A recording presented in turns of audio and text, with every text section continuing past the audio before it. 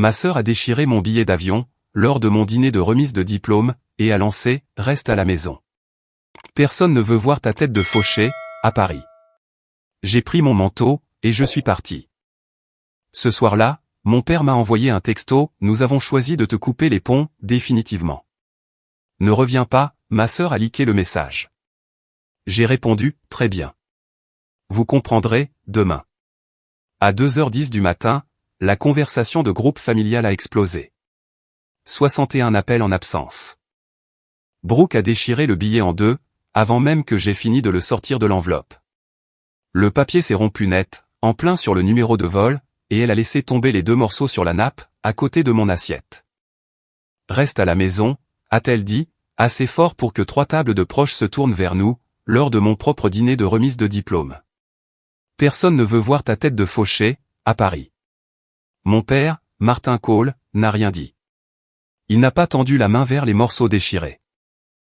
Il ne lui a pas dit d'arrêter. Il a juste gardé les yeux fixés sur son assiette, comme si le centre de table était soudainement devenu fascinant. Ma belle-mère, Donna, a rempli son verre de vin.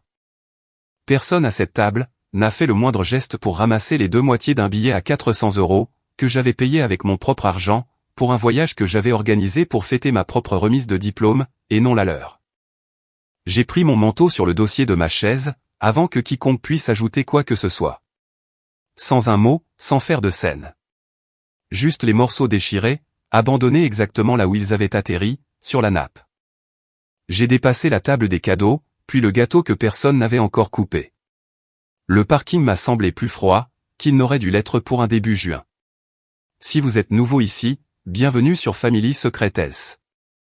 Je m'appelle Nathan, et ce billet déchiré n'était que le détail le plus insignifiant de ce qui m'est arrivé ce soir-là. Dès le lendemain matin, ma famille avait commis quelque chose de bien plus grave. Et ils n'avaient aucune idée que j'avais déjà accès à exactement ce genre de registre, qui prouverait qui volait réellement qui. Sophie a appelé, avant même que j'aie démarré la voiture. Elle n'était pas venue au dîner, car elle faisait une garde tardive à l'hôpital où elle gère les admissions des patients, et je n'avais pas prévu de gâcher sa soirée, en l'appelant tout de suite. Comment ça s'est passé, a-t-elle demandé, la voix déjà préparée à la réponse. Brooke a déchiré mon billet, devant tout le monde. Un blanc au bout du fil, le genre de silence qui signifiait qu'elle jaugeait, à quel point elle allait s'autoriser à paraître en colère. Elle a fait quoi?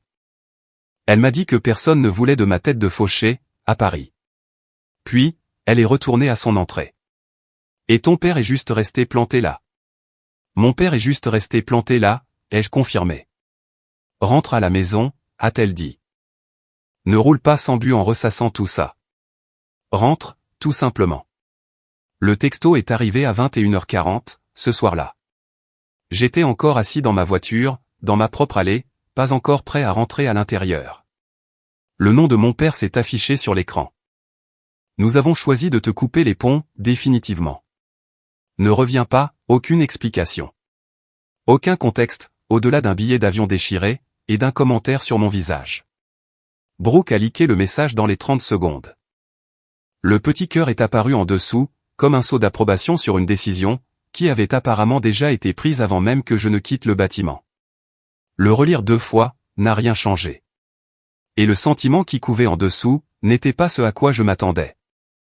Du soulagement, principalement, mêlé à un calme que je n'ai pas vraiment analysé sur le moment. Je veux être honnête à propos de ce calme, parce qu'il devait paraître bien étrange de l'extérieur. 4 mots lui ont été renvoyés. Très bien. Vous comprendrez demain. En rajouter, m'expliquer, demander ce que j'avais fait exactement, pour mériter un billet déchiré et un texto de reniement, dans la même soirée. Tout cela m'a traversé l'esprit, puis a été balayé presque aussi vite. Ce qui m'a arrêté, c'est le souvenir d'une conversation que j'avais eue 2 jours plus tôt, avec une collègue. Une discussion à laquelle je n'avais pas prêté beaucoup d'attention sur le moment, à propos d'un compte signalé, qui était passé sur mon bureau cette même semaine. Ces 2 choses ne se connectaient pas encore, pas consciemment du moins. Mais une part de moi, se doutait déjà qu'elles allaient se rejoindre. La souscription de prêts hypothécaires, c'est mon métier. Et ça l'est depuis 6 ans maintenant. Chaque jour, des dossiers de valeur acquise, des lignes de crédit, des refinancements, des demandes de prélèvement, défilent sur mon bureau. C'est le genre de travail où l'on apprend à remarquer quand une signature ne correspond pas à une chronologie. Quand une légalisation prétend qu'une chose s'est produite, alors qu'un calendrier prouve que c'était impossible. Ce n'est pas un travail glamour. C'est utile, en revanche, d'une manière dont personne à cette table de dîner n'avait jamais pris la peine de s'enquérir. Sophie était encore réveillée quand je suis rentré. Elle était assise à la table de la cuisine, 2 tasses déjà servies, comme si elle avait su que j'en aurais besoin, dès la seconde où je franchirais la porte. « Il a vraiment envoyé ça ?» a-t-elle murmuré, en lisant le texto par-dessus mon épaule. « Il a vraiment osé. »« Qu'est-ce que tu vas faire ?»« Je ne sais pas encore », ai-je répondu. Mais quelque chose me dit que tout ça cache bien plus qu'un simple caprice à cause d'un billet. Rien de tout cela n'a commencé avec un billet déchiré.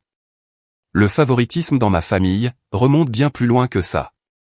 Bien plus loin que ce que je prends généralement la peine d'expliquer aux gens. Ce que je peux vous dire, c'est la forme que cela prenait. Pas un seul incident dramatique, mais un schéma long et constant, qui ne s'était jamais inversé, pas même une fois. Les problèmes de Brooke étaient des problèmes que la famille résolvait ensemble. Mes problèmes étaient des problèmes que je résolvais moi-même. Et ces 2 situations étaient traitées comme des arrangements tout à fait naturels, chacun de nous s'emboîtant parfaitement dans le rôle qui nous avait été assigné, avant même que nous soyons assez grands pour le remettre en question.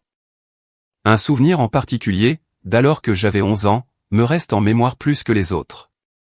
Brooke, qui en avait 7 à l'époque, avait cassé la fenêtre d'un voisin avec une balle de baseball.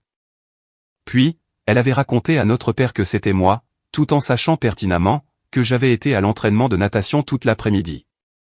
Il m'a puni pendant 2 semaines, quand même. Il n'a jamais demandé la version des faits au voisin. Il ne m'a jamais demandé directement si cette histoire tenait la route. Elle a 7 ans, m'a-t-il opposé, quand j'ai essayé de lui expliquer qu'elle ne mentirait pas sur un truc pareil. J'étais à l'entraînement, ai-je insisté. Le coach Reyes peut le confirmer. Je n'ai pas besoin d'appeler ton coach de natation pour savoir ce qui s'est passé dans mon propre jardin, a-t-il tranché. Et c'est ainsi que la conversation a pris fin. J'ai appris quelque chose ce jour-là, que je n'ai jamais totalement oublié. Avoir raison, et être cru, étaient 2 choses complètement différentes dans cette maison. Et il semblait que seule l'une d'entre elles ait jamais de l'importance. Ce schéma ne s'est jamais vraiment arrêté, il est juste devenu plus silencieux, à mesure que nous grandissions. Lors de ma remise de diplôme universitaire, 8 ans avant celle-ci, mon père avait complètement séché la cérémonie, pour un voyage d'affaires qu'il aurait pu reprogrammer. Puis, il s'était pointé à l'improviste, à la journée d'intégration de l'université communautaire de Brooke, 3 mois plus tard, avec des fleurs et une banderole. Personne dans la famille n'a jamais trouvé ça étrange. C'était juste comme ça que les choses fonctionnaient. Ce genre de déséquilibre, tellement constant, qu'il finissait par ne plus être perçu comme un déséquilibre du tout. C'était plutôt comme la météo. Le dîner de remise de diplôme pour mon master était censé être différent. J'avais réservé le restaurant moi-même, et j'avais invité la famille, parce que Sophie pensait que je devrais essayer une dernière fois, avant de décider si ça valait le coup. Nous y sommes allés en voiture, depuis notre appartement, et je me souviens avoir pensé dans le parking, que je devrais revoir mes attentes à la baisse, avant d'entrer. Ils seront corrects, a assuré Sophie. C'est une phrase différente de « ce sera super », ai-je noté. Je sais, a-t-elle admis. Mais correct, on y survit. Nous n'avions même pas fini les entrées, quand Brooke a commencé à montrer à tous les convives les photos de Paris sur son téléphone, faisant pivoter l'écran pour que chacun puisse voir le cliché de l'Arc de Triomphe, le café avec l'auvent rouge, la vue depuis le balcon de l'hôtel. Personne n'a semblé trouver étrange de passer les 20 premières minutes d'un dîner de remise de diplôme à parler d'un voyage qui n'avait rien à voir avec la raison de notre présence. Mon père s'est penché 2 fois pour regarder des photos qu'il avait manifestement déjà vues. Donna a poussé des soupirs d'admiration, sur commande. Le billet était déjà dans la poche de ma veste, quand je me suis assis. Je n'avais pas prévu de le sortir du tout. Le plan avait été de proposer ce voyage à Paris comme un projet familial, un geste, un moyen de combler ce fossé, qui s'était creusé discrètement au cours de la dernière année. C'est Brooke elle-même, qui l'a sorti de ma poche, lorsqu'elle a remarqué l'enveloppe, que je n'avais pas pensé à cacher. « C'est quoi, ça ?» a-t-elle demandé, en l'ouvrant déjà. « Un billet d'avion, ai-je dit. Je pensais qu'on pourrait se faire un voyage en famille, pour fêter mon diplôme. Elle a regardé la destination, m'a regardé, et a déchiré le billet en deux. La table est devenue silencieuse, pendant peut-être 3 secondes. Ce silence si particulier d'une pièce qui vient d'entendre quelque chose, et qui ne sait pas comment l'encaisser. Et puis, Donna a demandé si quelqu'un voulait encore du pain. Et le moment s'est refermé sur lui-même, de la même façon que ces moments-là se refermaient toujours, dans cette famille. Je me souviens avoir regardé le visage de mon père, spécifiquement. À l'affût de quelque chose. Une reconnaissance, un malaise, n'importe quoi. Il tendait la main vers son verre de vin. Il ne l'a pas reposé pour aborder ce qui venait de se passer. Il a pris une gorgée, et a demandé à Donna si elle s'était souvenue d'appeler le paysagiste, pour la clôture du fond. Et voilà, mon dîner de remise de diplôme avait été réduit à néant, avant même que le plat principal n'arrive. Ma tante Sandra, assise 2 chaises plus loin, a croisé mon regard un instant, puis a fixé très délibérément son verre d'eau. C'est ce qui s'est rapproché le plus d'une prise de conscience, que Brooke venait de déchirer un billet d'avion à table dans un restaurant, et qu'elle avait qualifié le visage de son frère aîné de problème. Le dîner s'est prolongé pendant encore 40 minutes. Les plats principaux sont arrivés, et ont été mangés. Mon père a porté un toast qui mentionnait mon diplôme, sans jamais prononcer correctement mon domaine d'études. Il a appelé ça, le truc de la finance, à 3 reprises, malgré le certificat officiel posé à la maison, sur lequel il y avait écrit, en police taille 12, financement hypothécaire et gestion des risques. Personne ne l'a corrigé. Brooke a commandé un dessert, et l'a pris en photo avec son téléphone, avant d'y toucher. Je suis rentré en voiture, avec les 2 moitiés du billet toujours dans la poche de ma veste. Je n'avais pas prévu d'en faire quoi que ce soit, mais je n'étais pas encore prêt à les jeter. Tu as déjà remarqué? Avais-je demandé à Sophie, au début de notre relation, que personne dans ma famille ne m'a jamais demandé comment j'allais vraiment. Pas une seule fois. J'avais remarqué, avait-elle répondu. Je m'étais dit, que tu en parlerais quand tu serais prêt. À 2h10 du matin, le premier appel manqué est apparu sur mon écran. À 2h27, il y en avait 61. Le nom de mon père, le nom de Donna, 2 tantes, un cousin à qui je n'avais pas parlé depuis des années. Tous, s'accumulant en l'espace de 17 minutes. Comme si quelqu'un avait déclenché une alarme incendie sur toute la famille en même temps. Aucun de ces appels n'a reçu de réponse. Sophie a regardé l'écran, depuis l'autre bout du lit. Qu'est-ce que tu crois, qu'il s'est passé? Ce que je crois, ai-je dit, c'est que mon père a essayé de faire un autre prélèvement, cette nuit. Peut-être pour payer le solde de l'entrepreneur. Peut-être pour autre chose. Ça n'a pas d'importance. Le portail l'aura rejeté, et lui aura montré exactement pourquoi. Et ça lui a montré quoi? 9 mots, ai-je dit. Compte gelé dans l'attente d'une enquête pour fraude. Ce que j'ai appris plus tard, a confirmé exactement ça. À 2h10 du matin, Martin avait tenté de tirer un dernier montant de 7500 €, pour couvrir la dernière facture d'Hector. Le portail l'avait rejeté instantanément, affiché l'avis de gel, et c'est à ce moment-là que les 61 appels se sont produits en 17 minutes. Le signalement de non-conformité que j'avais déposé à 22h ce soir-là, avait fait précisément ce pourquoi il avait été conçu, et il était tombé en plein dedans tout seul. Sophie a pris le téléphone de ma main, l'a posé face contre la table de nuit, et a dit « Dors. Quoi qu'il se passe, ça sera toujours là, demain matin. » 2 jours avant le dîner, une collègue nommée Priya, non, pas celle dont vous pourriez vous souvenir d'une autre histoire, s'est arrêtée à mon bureau avec une impression à la main. Un lot est passé pour un audit de routine cette semaine, a-t-elle annoncé. Un des noms m'a semblé familier. Cole, un lien de parenté? Cole n'est pas un nom rare, et la question n'a eu aucun impact sur le moment. Ça pourrait être n'importe qui, lui ai-je répondu, avant de me replonger dans le dossier sur lequel je travaillais déjà.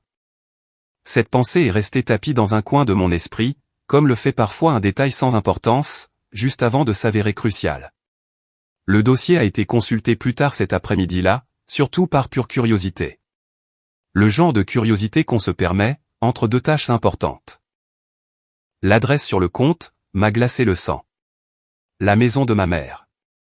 Celle dont mon père et moi avions hérité conjointement après son décès, divisée à parts égales, exactement comme son testament le stipulait. Le seul bien dans toute ma vie, que je pensais vraiment protéger, parce qu'il existait un document légal, noir sur blanc, avec nos deux noms dessus. Une ligne de crédit sur valeur domiciliaire, avec 210 000 € de crédit disponible, ouverte sur cette propriété 14 mois plus tôt. Pas un seul prélèvement. Non, 14 retraits distincts sur 14 mois. Le plus récent, remontait à 3 semaines avant mon dîner de remise de diplôme. 11 400 €. Ce chiffre précis, trônait toujours dans mes notes, des jours plus tard. Il s'est écoulé un long moment à ce bureau, avant que je n'ouvre l'historique complet des prélèvements. Je me répétais que c'était une coïncidence. Qu'un autre call, une autre propriété, avec un format d'adresse similaire que je lisais mal. Cela semblait un instant possible. Le numéro de parcelle, croisé avec les registres du comté, a mis fin à cette éventualité. Une correspondance exacte. La maison de ma mère. Ma signature figurait soi-disant, sur l'autorisation d'origine. Cette autorisation, n'a jamais porté ma signature. Pas une seule fois. La première chose que j'ai faite après avoir confirmé l'adresse, ce n'est pas d'appeler les RH. La première chose, ça a été de fermer le dossier, de me lever, de marcher jusqu'à la salle de pause, et de rester planté devant la machine à café pendant environ 3 minutes, sans même y toucher. Il y a une version de cette histoire, où j'ai appelé mon père à cet instant précis. Où je lui ai laissé la chance de s'expliquer, et où j'ai peut-être entendu quelque chose, qui donnait un sens à toute cette affaire. Cette version, a volé en éclats quand j'ai pensé au billet déchiré. Un dîner encore dans 2 jours à ce moment-là, une invitation que j'avais déjà acceptée. Une famille qui n'avait aucune idée, de ce que je faisais concrètement dans la vie. Je suis retourné à mon bureau, et j'ai rouvert le dossier. Un appel au RH le lendemain matin, présenté comme une simple formalité. J'ai obtenu mes propres journaux de voyage dans l'heure. C'est pourquoi faire, a demandé la coordinatrice RH. Plus curieuse, que suspicieuse. Vérifier ma localisation pour une affaire légale personnelle, ai-je répondu. Rien à voir avec le travail. Bien sûr, pas de problème. Tu veux juste la semaine en question, ou le mois entier? Juste la semaine, ça ira, ai-je dit. Les dates de la conférence, en particulier. Les registres, m'ont été retournés dans l'heure. J'étais à 3 états de là. Les historiques de badge magnétique me situaient à l'hôtel de la conférence, du dimanche lors de l'enregistrement, au vendredi lors du départ, y compris une confirmation de présence à une session, signée par l'organisation hôte le mercredi après-midi. Ce même mercredi après-midi, un tampon de notaire affirmait que je m'étais présenté en personne, pour signer un document d'autorisation sur une table de cuisine, à 600 miles de l'endroit où je me trouvais réellement. L'idée d'appeler mon père directement avec ces informations, m'a traversé l'esprit plus d'une fois, cette semaine-là. J'ai presque failli lui laisser l'opportunité de s'expliquer, avant d'aller plus loin. Ce qui m'en a dissuadé, c'est le souvenir de ce billet déchiré, datant de 2 soirs plus tôt, et la prise de conscience que le fait de l'appeler en premier, ne ferait que lui laisser le temps d'inventer une histoire, avant que j'aie réuni assez de preuves, pour rendre toute histoire impossible. Chacun des 14 prélèvements, a été aligné en face de mes propres souvenirs des 14 derniers mois. Le schéma n'était plus du tout subtil, une fois étalé sur papier. Un retrait de 6 000 €, la semaine précédant le voyage d'anniversaire de Brooke, sur la côte. Un retrait de 18 000 €, le mois où Donna a refait les plans de travail de la cuisine. Un retrait de 4 200 €, la même semaine où mon père a acheté ce nouveau tracteur tondeuse, que j'avais aperçu dans son garage à Noël, et pour lequel j'avais supposé qu'il avait économisé. Un retrait de 8 700 €, le mois où Brooke a fait réparer sa voiture, après cet accident pour lequel elle m'avait appelé à l'époque, en me demandant si je pouvais l'aider à payer. Ce même accident, pour lequel j'avais envoyé 200 € de ma poche, croyant qu'elle était en difficulté. Un retrait de 11 400 €, 3 semaines avant mon dîner de remise de diplôme. La somme exacte correspondant presque au euro près, au prix d'un billet aller-retour en classe à faire pour Paris, pour une famille de 3 personnes. Le total de ces 14 prélèvements, s'élevait à 29 000 €. Sur une ligne de crédit adossée à une maison, qui était à moitié mienne, et sur une hypothèque que ma mère avait remboursée pendant 22 ans avant de mourir, afin que son héritier hérite d'un capital, et non de dette. Elle avait été très prudente à ce sujet. De la même manière qu'elle l'avait été avec les termes de son testament. Un partage équitable, avec la consigne spécifique qu'aucun héritier ne pouvait faire de retrait sur la propriété, sans le consentement écrit de l'autre. Ma mère est morte prudente, et on ne l'a pas écoutée. J'ai ramené le fichier Excel à la maison ce soir-là, et je l'ai montré à Sophie. Elle l'a lu 2 fois, sans prononcer un mot. Puis, elle a levé les yeux. Il y a un retrait ici, la semaine où la pierre tombale de ta mère a été posée, a-t-elle pointé. Elle avait raison. 1900 €, retirés à quelques jours près de la date de la facture finale du cimetière. En plein milieu de la colonne centrale. J'avais été tellement obnubilé par les grosses sommes, que je l'avais survolé. Il a utilisé sa maison, pour payer sa pierre tombale, a soufflé Sophie. Apparemment, ai-je murmuré. Nathan, je suis désolé. Elle a posé la feuille sur le comptoir, et n'a plus rien dit, pendant un bon moment. Elle n'en avait pas besoin. Les chiffres parlaient d'eux-mêmes, tout comme les autres. Ils ne m'avaient pas seulement volé. Ils avaient financé avec, le voyage précis auquel je n'avais pas été convié, en utilisant l'argent d'une maison qui était pour moitié la mienne. Puis, ils m'avaient balancé, que j'étais trop pauvre pour mériter de venir. Priya a remarqué quelque chose d'inhabituel dans mon humeur le lendemain, et a tiré une chaise jusqu'à mon bureau sans y être invité. Tu es bizarre, depuis que j'ai mentionné ce compte call, a-t-elle glissé.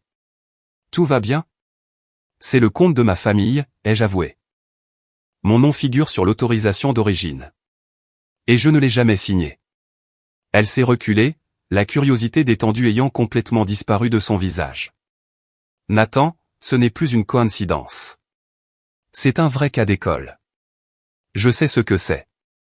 Alors pourquoi as-tu l'air d'être sur le point, de te dissuader de faire quoi que ce soit? Je n'avais pas de réponse claire à lui donner, ce jour-là. Il y avait une version de cette semaine, où poursuivre cette affaire donnait l'impression que je deviendrais le grand méchant, de l'histoire que ma famille raconterait à ce sujet par la suite.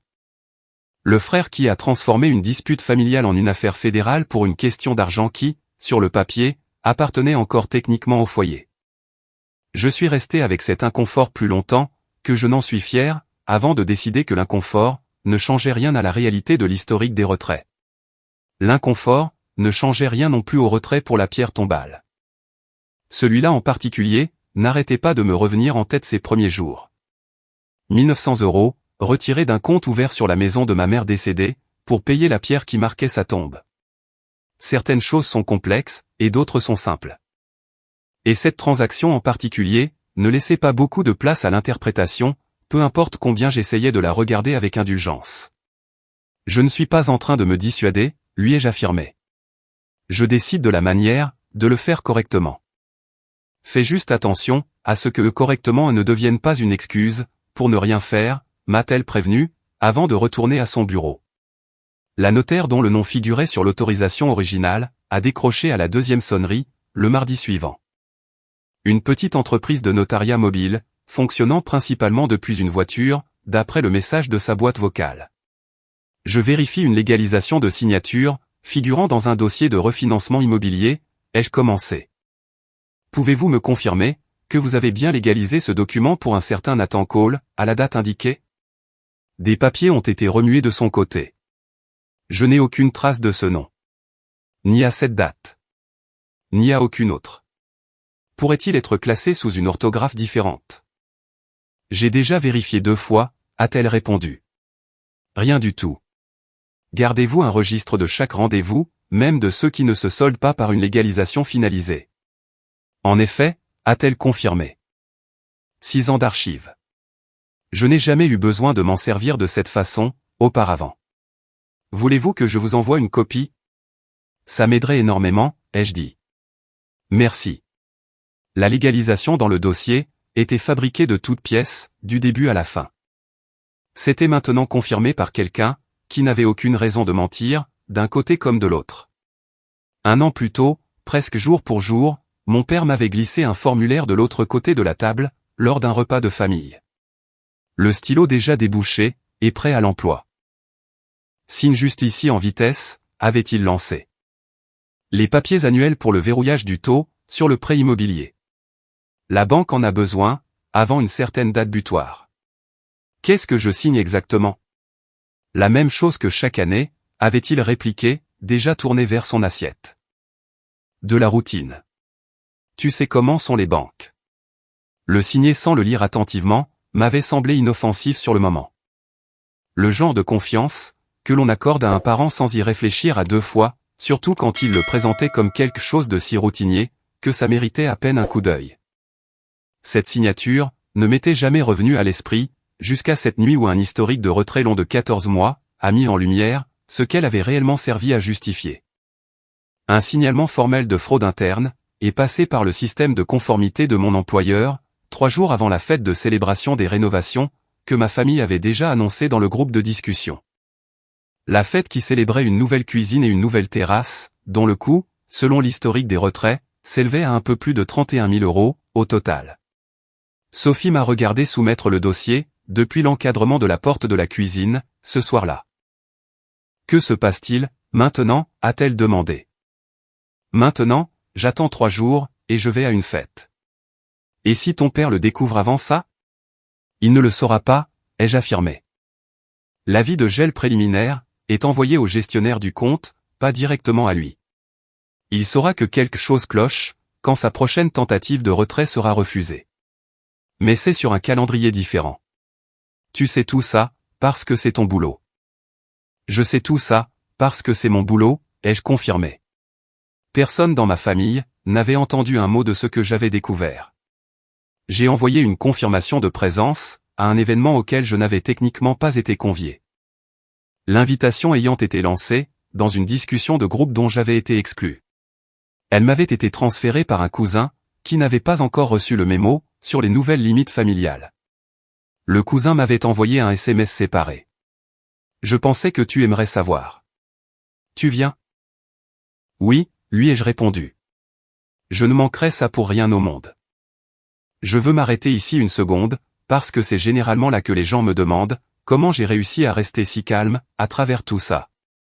La vérité, c'est que le calme, n'est pas l'absence de colère. C'est juste décider exactement quand, et où, votre colère va réellement compter. Family Secret Health est bâtie sur des histoires comme celle-ci. L'accumulation silencieuse, avant la partie que tout le monde veut vraiment voir. Restez là. Car cette partie, c'est ce qui vient ensuite. J'ai expliqué mon plan à Sophie, 2 soirs avant la fête. Nous étions assis à cette même table de cuisine, où elle m'avait tendu un café le soir où le texto était arrivé. Tu vas ramener un enquêteur à sa fête, a-t-elle lâché. Ce n'était pas tout à fait une question. Je vais amener un enquêteur à la fête, que ma propre famille a organisée avec de l'argent qu'ils m'ont volé, ai-je précisé. Il y a une nuance. Je sais qu'il y a une nuance. Je m'assure juste que tu as bien réfléchi, à ce que ça donne vu de l'extérieur. J'y ai réfléchi. Et tu es sûr, de vouloir que ce soit fait publiquement? Pas lors d'une réunion discrète, quelque part avant. Si je le fais discrètement, ai-je expliqué, il aura l'occasion de contrôler le récit à nouveau. De la même manière, qu'il a contrôlé chaque version de chaque histoire, dans cette famille toute ma vie. Je veux que ça se passe devant ces gens, devant lesquels il joue la comédie de la réussite. Elle a hoché la tête lentement, comme si elle pesait cela contre tout ce qu'elle savait de moi.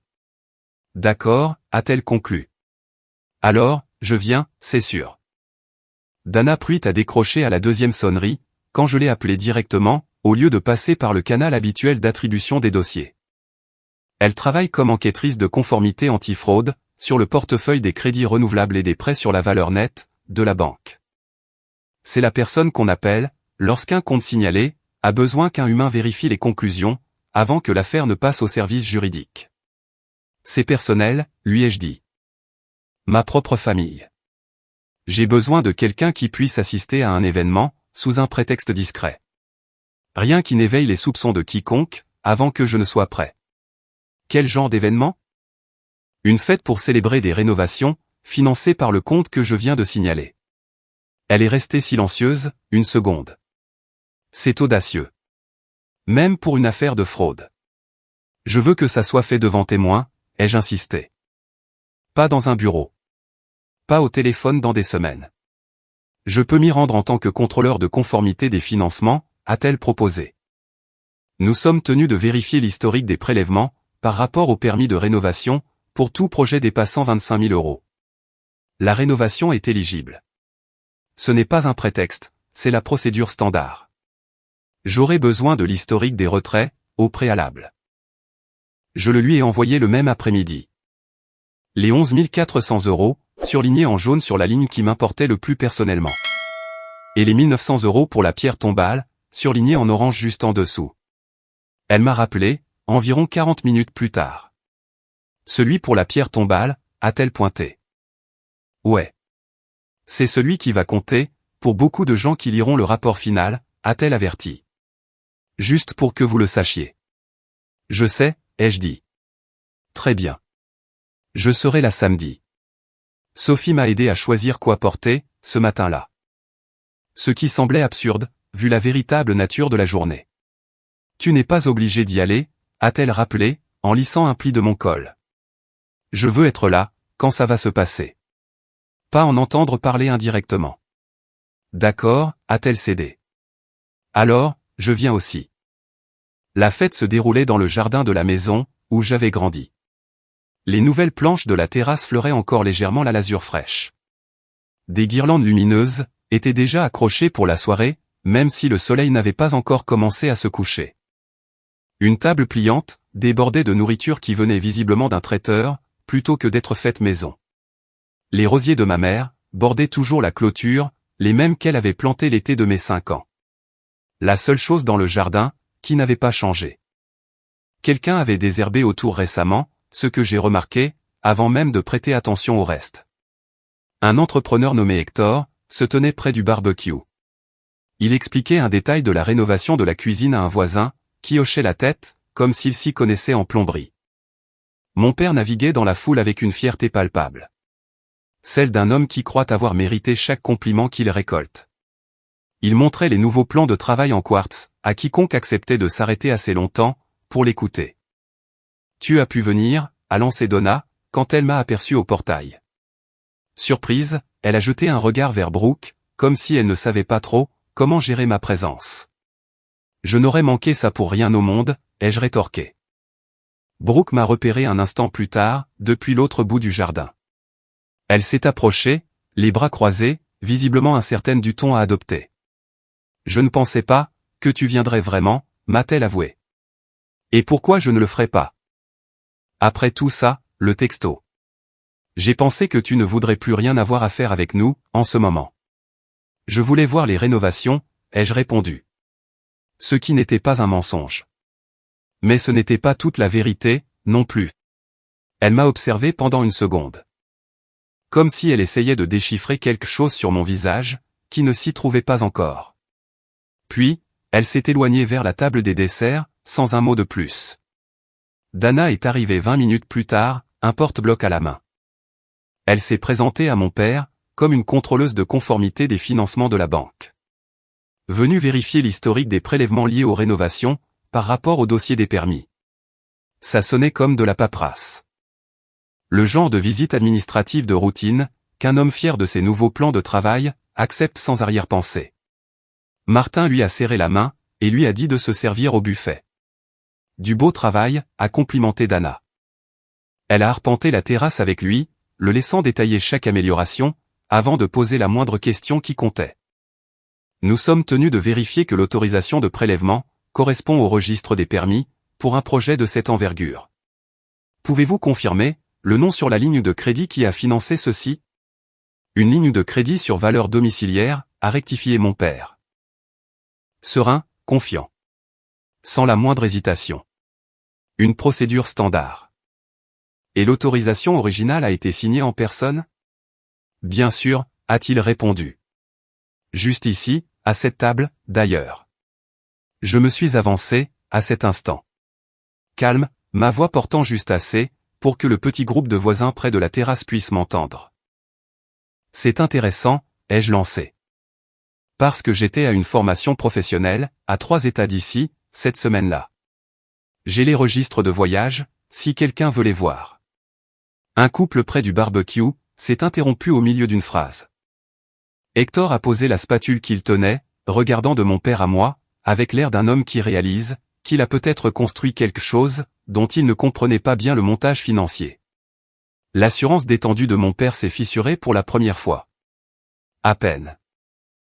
Une courte pause, avant de reprendre le dessus. Nathan, ce n'est pas le moment. Je pense, au contraire, que c'est exactement le moment, ai-je insisté. Tu as utilisé mon nom pour un prêt sur une maison, dont je suis propriétaire à moitié. Et tu as utilisé cet argent, pour financer un voyage, pour lequel on s'est moqué de moi parce que je n'en avais pas les moyens. On allait finir par te le dire, s'est-il défendu, la voix montant d'un cran. Sur la défensive, d'une manière que je ne lui connaissais pas, une fois que les choses se seraient calmées, une fois que ce serait remboursé. Tu aurais tout su. 14 retraits sur 14 mois, ce n'est pas un arrangement temporaire, ai-je asséné. C'est un schéma bien établi. Et ce schéma correspond très exactement à chaque événement auquel je n'ai pas été convié.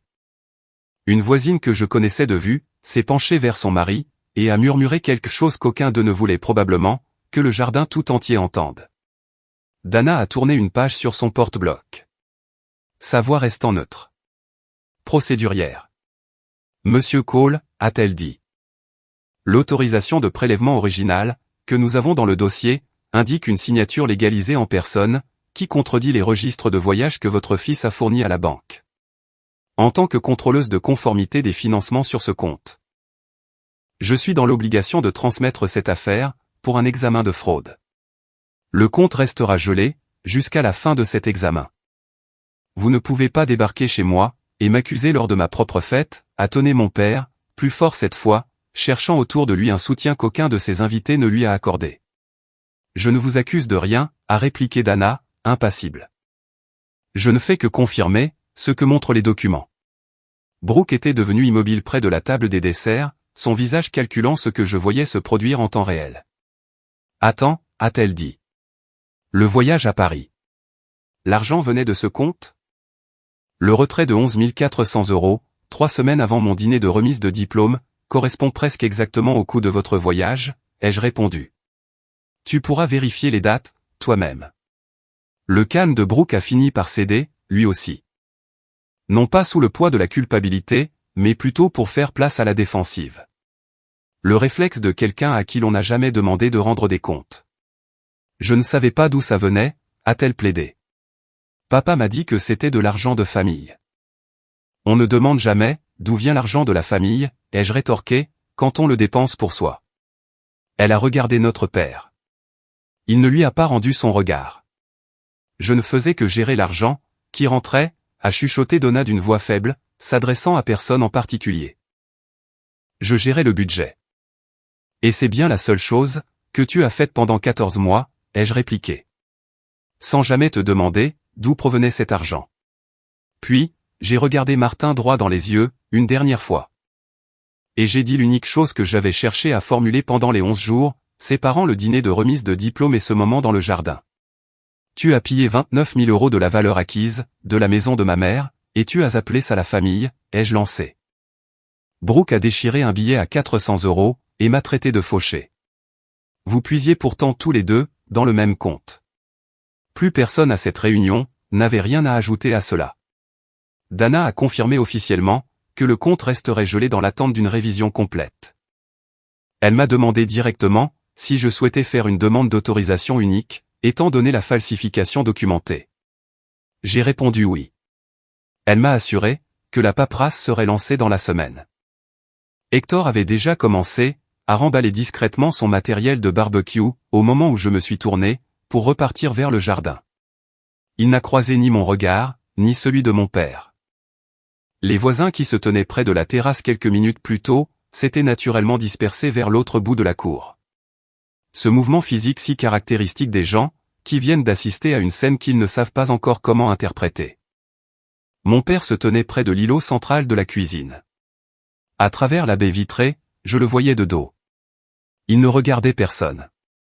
Donna a posé un plat sur le comptoir, avec plus de force, que le plat n'en nécessitait. Martin, a-t-elle interpellé, assez fort pour que le son traverse la vitre. Il ne lui a pas répondu. Je ne suis pas resté pour le gâteau. Sophie m'attendait près du portail, pendant tout ce temps. Et nous avons marché jusqu'à la voiture, ensemble, sans adresser la parole ni à mon père, ni à ma belle-mère, ni à ma sœur. Tu vas bien, a-t-elle demandé, une fois que nous étions installés à l'intérieur. Je crois, oui, ai-je répondu. Je ne ressens pas ce que je pensais, que j'allais ressentir. Tu pensais, que ça ferait quel effet? Plus grand, plus bruyant, après coup. J'ai haussé les épaules. Là, ça me donne juste l'impression que c'est fini. Le lendemain matin, mon père avait envoyé 2 textos. Le premier consistait en 3 lignes de justification que je n'ai pas fini de lire. Le second, arrivé 1 heure plus tard, était plus court, tout ça est allé trop loin. Nous sommes toujours ta famille. Aucun des 2 n'a reçu de réponse de ma part. J'ai confirmé une seule fois, par le bureau de Dana, que l'affaire était officiellement close de mon côté.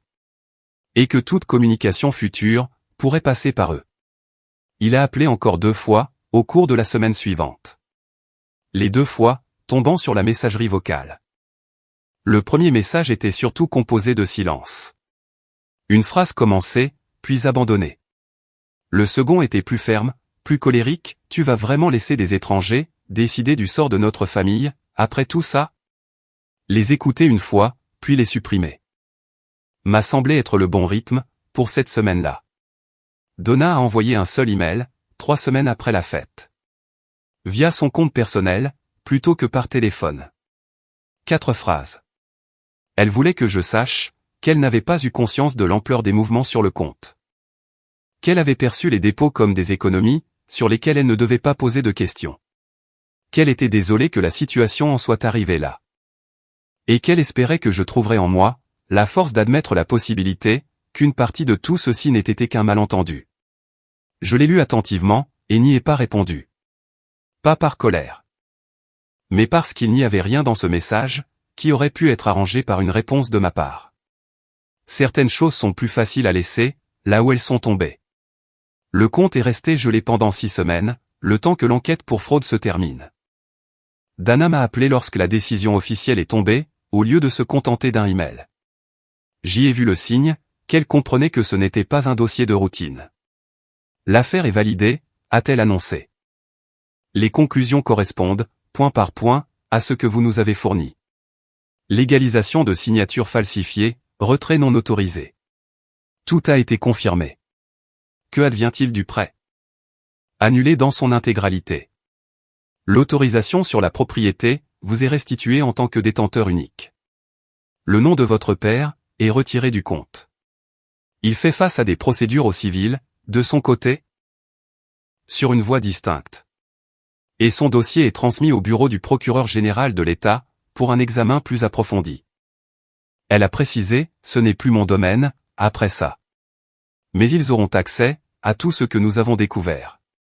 Le bureau de Dana a confirmé par écrit ce que l'historique des prélèvements avait déjà démontré.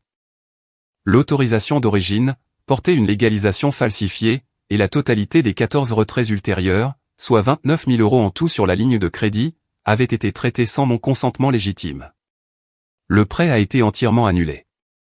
L'autorisation unique sur la propriété m'a été restituée à moi seul.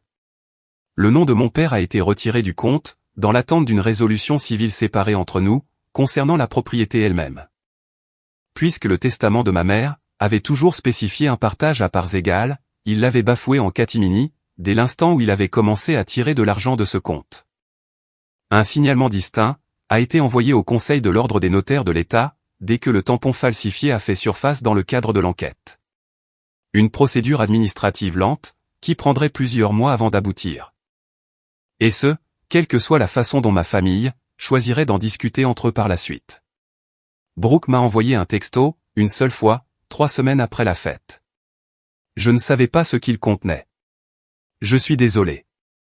Je n'y ai pas répondu sur le champ. Quand je l'ai fait, la réponse fut brève. Je te crois. Tu n'as pas posé de questions. C'est bien ça le problème. Qu'est-ce que tu veux dire? Tu ne t'es jamais demandé une seule fois d'où venait tout cet argent, ai-je écrit en retour. Ni pour le voyage. Ni pour la nouvelle voiture, l'année dernière. Ni pour quoi que ce soit d'autre. Ne pas demander, ce n'est pas la même chose que ne pas savoir. Elle n'a pas répondu à ce message-là. Donna ne s'est jamais manifestée du tout. Pas une seule fois, au cours des mois qui ont suivi.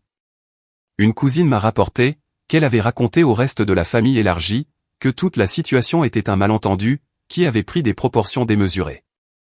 La même expression, presque mot pour mot, que mon père avait employée dans son second message vocal. L'enquête du Conseil de l'Ordre des notaires s'est conclue quelques mois plus tard. Le registre de la notaire mobile corroborait très exactement ce qu'elle m'avait affirmé au téléphone. Aucune trace d'un quelconque rendez-vous à mon nom, à la date en question. Son dossier professionnel est resté vierge de toute sanction. La falsification, on notait les conclusions du Conseil, s'était produite entièrement sur le document lui-même. Quelqu'un avait forgé à la fois une signature et un tampon qui n'avait jamais été apposé légitimement. Ce détail, plus que presque tout le reste dans l'ensemble de l'enquête, m'a prouvé à quel point cela avait été délibéré dès le tout début. Ce n'était pas une erreur précipitée, mais une manœuvre orchestrée. Priya m'a envoyé un message, quand elle a vu passer le résumé final du dossier, dans le système partagé du département. « Je suis contente d'en avoir parlé », a-t-elle écrit. Ça a dû être quelques semaines, un peu folle. 11 jours, du dîner jusqu'à la fête, ai-je répondu. Puis 6 semaines d'examen formel. Ensuite, le reste de l'année a réglé le volet civil, et le compte. 0. Propre. C'est bien. Va prendre un jour de congé, m'a-t-elle conseillé.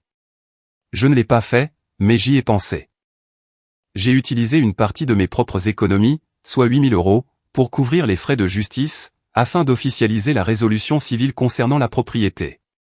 Divisant celle-ci proprement, comme le testament l'avait toujours prévu.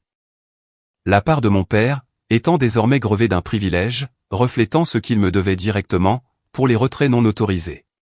29 000 € au total, payables selon un échéancier que son avocat a réussi à négocier à la baisse, pour arriver à un plan réaliste sur 5 ans. Il a accepté les conditions sans trop résister. Son avocat lui ayant conseillé qu'une solution alternative ne ferait que lui coûter encore plus cher. Il y a eu un échange, vers la fin de la procédure civile. Son avocat l'a apparemment suggéré, et le mien me l'a relayé directement. Mon père était prêt à renoncer à ce privilège, en échange d'une déclaration de ma part, affirmant que toute cette affaire avait été un malentendu financier entre membres d'une même famille. 2 phrases, avait dit son avocat. Vous signez, et vous vous en tirez sans dommage. J'ai décliné par écrit, le jour même. La déclaration qu'il réclamait aurait été un mensonge. Plus que ça. Cela aurait été une déclaration qui aurait fait perdre à la maison de ma mère la valeur qu'elle lui avait donnée. Qui aurait rendu ses préparatifs minutieux et ses instructions précises moins importants qu'une faveur de 2 phrases accordées à l'homme qui avait passé 14 mois à puiser discrètement dans sa valeur acquise. Certaines choses peuvent se négocier. Celle-là m'était impossible. Hector l'entrepreneur m'a appelé directement, environ 3 semaines après la fête. Mal à l'aise, visiblement gêné, de se retrouver coincé au milieu d'une affaire qui ne le concernait pas, je voulais juste dire que je n'avais aucune idée de ce qui se passait, a-t-il dit. J'ai facturé 31 000 pour la cuisine et la terrasse. Un prix honnête. J'ai fait le boulot correctement. Je ne savais pas d'où venait l'argent, en réalité. Je n'ai jamais cru que tu étais au courant, l'ai-je rassuré. Ce n'est pas avec toi que j'ai un problème. J'apprécie que tu le dises, a-t-il soufflé. Ton père est un bon client. L'était-il? J'imagine que c'est difficile de savoir ce que ça veut dire aujourd'hui. Le solde sur la ligne de crédit domiciliaire, une fois tout réglé, affiché 0. Je n'ai pas encadré la lettre de confirmation, et je ne l'ai pas gardée en évidence, non plus. Je l'ai posée sur le comptoir de la cuisine le soir de sa réception, j'ai préparé le dîner avec Sophie, comme si c'était n'importe quel mardi. Et je l'ai laissé là, banal, comme se doit de l'être un compte clôturé. À un moment, au cours de cette même semaine, je suis passé devant la maison, seul. Sans raison particulière, j'y suis juste passé, en rentrant d'une course. Les rosiers de ma mère étaient toujours là, le long de la clôture. Les mêmes que lors de la fête. Les mêmes que chaque été précédent. La terrasse, que mon père a construite avec mon argent, est toujours là, elle aussi. Les plans de travail de la cuisine, que je n'ai jamais choisis, se trouvent derrière des fenêtres, dont je suis toujours techniquement copropriétaire. Rien de tout cela n'a changé par le simple fait que le compte soit tombé à 0. Ce qui a changé est plus petit, plus précis. Mon nom est le seul nom figurant désormais sur l'autorisation. Personne ne peut faire de prélèvement sur cette maison, sans ma signature, sur un document que j'ai réellement lu, à une date où j'étais réellement présent. C'est tout ce que j'ai toujours voulu, avec cette propriété. Pas une vengeance. Pas même une justice au sens large. Juste la chose, à laquelle le testament de ma mère me donnait déjà droit. Une signature, qui signifie ce qu'elle dit. C'est tout, a demandé Sophie, jetant un coup d'œil à la lettre, pendant que je touillais quelque chose sur le feu. C'est tout, ai-je répondu. Ça semble presque décevant. C'est bien ainsi, ai-je dit. J'ai eu ma dose de rebondissement, pour cette année.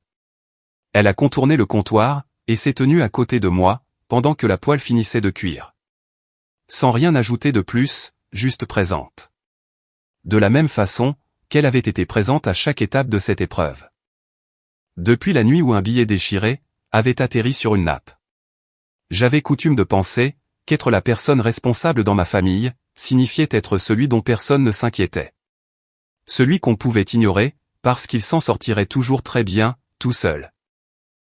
Je le comprends différemment, aujourd'hui. Être responsable, signifiait simplement, que j'étais le seul, à avoir un jour regardé d'assez près, pour découvrir, ce que très bien, m'avait réellement coûté. Il y a une chose que je vérifie au travail chaque jour, dans des dizaines de dossiers appartenant à des familles que je n'ai jamais rencontrées. Dans des situations dont je ne connaîtrai jamais entièrement le contexte. Je vérifie, si la signature sur un document, correspond à la chronologie, dans laquelle ce document est censé exister. Si un tampon reflète un événement réel, ou s'il a été fabriqué. Si l'écart entre ce qu'un papier affirme, et ce qu'un calendrier prouve, est assez petit pour être une simple erreur. Ou s'il est assez grand, pour être un choix délibéré. C'est dans cet écart, que se cache la fraude. Pas dans les moments dramatiques. Pas dans les confrontations lors de fêtes dans le jardin, sous les yeux des voisins. Mais dans l'espace silencieux, entre ce qu'une personne prétend avoir fait, et ce que le registre prouve qui s'est réellement passé. La plupart des gens, n'apprennent jamais à lire cet espace. La plupart des gens, n'en ont pas besoin. Moi, j'en avais besoin. Ma famille s'en est assurée, bien avant qu'un billet d'avion déchiré, n'atterrisse sur une nappe. Et qu'un SMS n'arrive, à 21h40 le soir. La seule chose qu'ils avaient mal jugée, c'était de supposer que la seule compétence, à propos de laquelle ils n'avaient jamais pensé à m'interroger, serait celle, qui n'aurait aucune importance.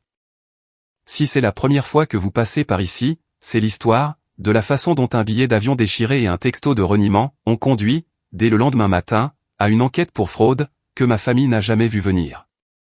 Si votre propre famille a déjà essayé de vous convaincre que vous étiez le fauché, tout en dépensant discrètement votre propre argent, dans votre dos, je veux lire dans les commentaires, comment vous l'avez découvert. On se retrouve, dans la prochaine histoire.